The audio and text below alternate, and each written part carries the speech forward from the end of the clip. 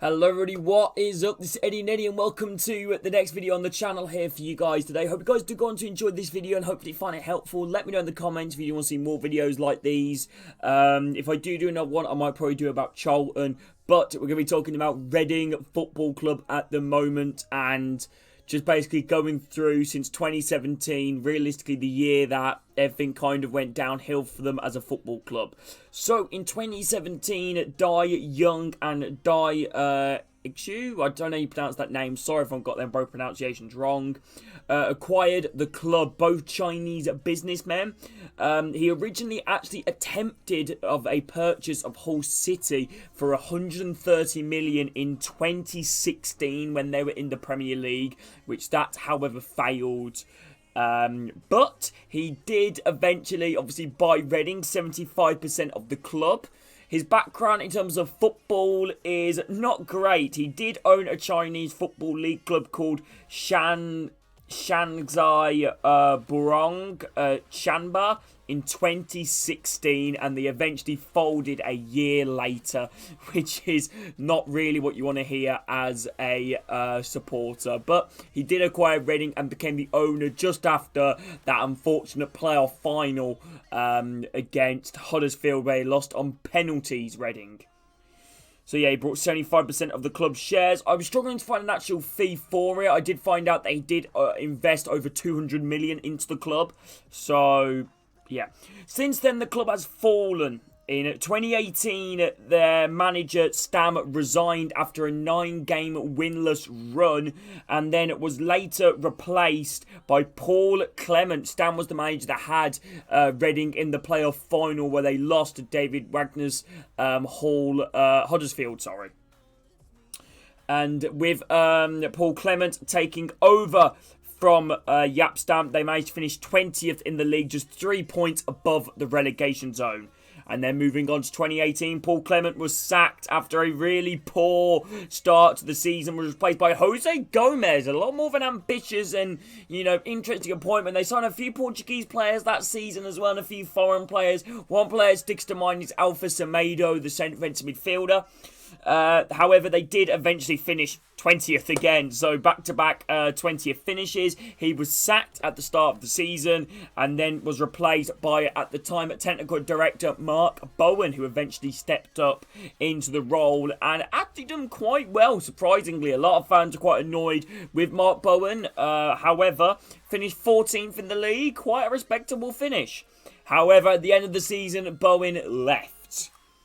And then he was replaced by Paunovic, became the manager in 2020 after a fantastic start to the season. I think they won 7 out of 8 games, Reading.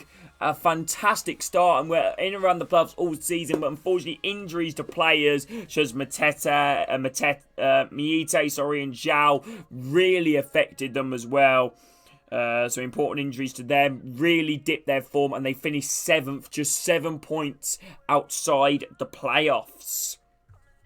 And this is where Reading properly go downhill as a football club. So close to promotion. Well, I wouldn't say so close to the playoffs. And even then, they were doing all right. They were like 4th or 5th in the league, and were competing for the top 2 at the time, until they lost to Birmingham, away with Lee Bowyer in charge. They really just fell apart and kind of just lost a lot of their games. Excuse me.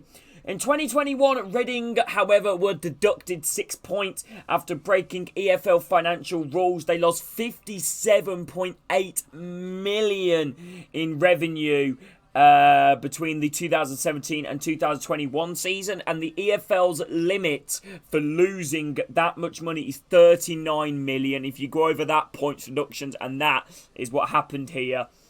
That is one which is really insane. And they were put in a transfer embargo, which obviously is not great. And after a 3-2 win away against Preston North End, who finished, I believe, quite high that season, actually, just outside the playoffs, if I'm not wrong, Paunovic left the club, and former Manchester United midfielder Paul Ince became a temporary boss and then was later appointed the permanent manager of Reading. where Mark Bowen also made a return to the football club as head of sporting operations at the club. So he was basically the technical director, or whatever you call it. However, in April of 2023, another 6-point deduction for Reading, which would be the final nail in the coffin for them for their EFL Championship status. 1 point above the relegation zone.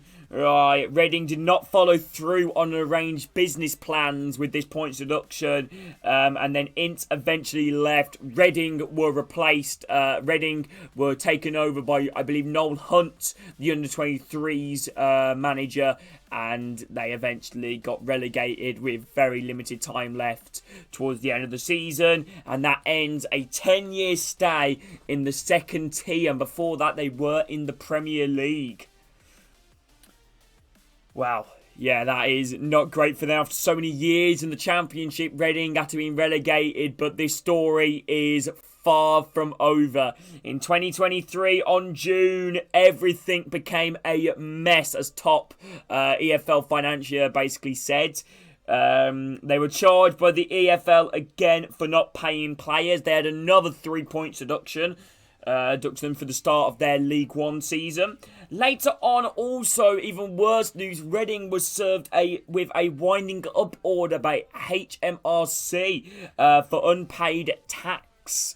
That was, however, good news for them. Later on, it was eventually resolved after another winding up order, but that was eventually resolved in the end, and they were also put under another transfer embargo. To start off their League One season, they didn't know whether they were going to have a manager in time, but Ruben Sellers, after being appointed in mid-June. However, he was only granted his visa in mid-July, so almost an entire month waiting to see who can the manager, Ruben Sellers, formerly of Southampton. I remember Southampton manager, I didn't think he did too bad. Well, he didn't do great, did he? Let's be honest, but yeah, good young manager though, Ruben Sellers. I remember that victory away against Chelsea, but anyway, going a bit off topic here with Southampton. And then they were deducted another 3 points.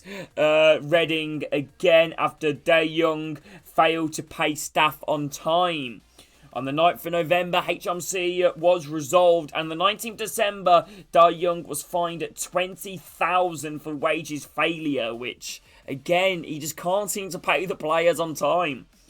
EFL recommended actually banning him for a full year from all football activity. However, the independent commission hearings, that's usually what happens, usually at the end of the day when there's disagreements between the EFL and a club's owner.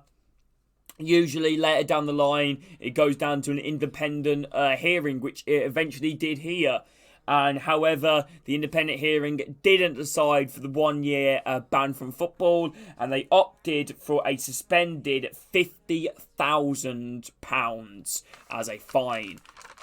That £50,000 fine came into play after he failed again to pay more player wages, and on January 13th, the Reading fans protested against Port Vale in the 15th minute or 20th minute of the game and managed to get onto the pitch and eventually got the game suspended.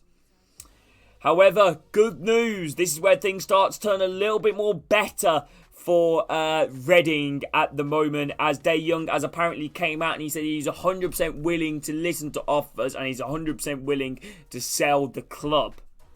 So let me just have a brief summary of all this.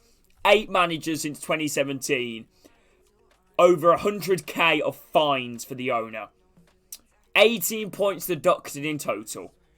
Relegation to League One for the first time. Relegation from any league for the first time in over 10 years.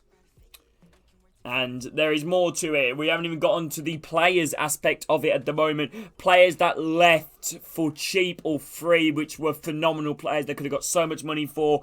Miete left to Cardiff for free. Lucas Zhao left for free. Tom Holmes left for $1 million to Luton.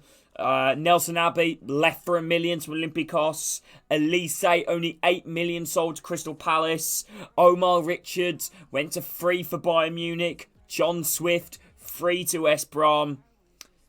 But I like to always end off on a positive note.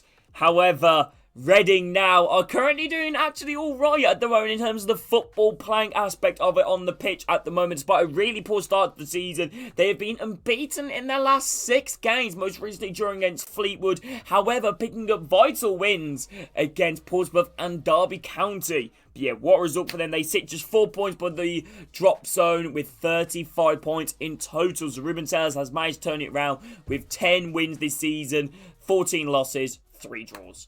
But anyway, hope you guys have enjoyed this video on the channel. If you guys have enjoyed it, please do make sure to drop a like on it and subscribe. Thank you all for watching. And yeah, take care everybody. Have a great rest of your day. See you all soon.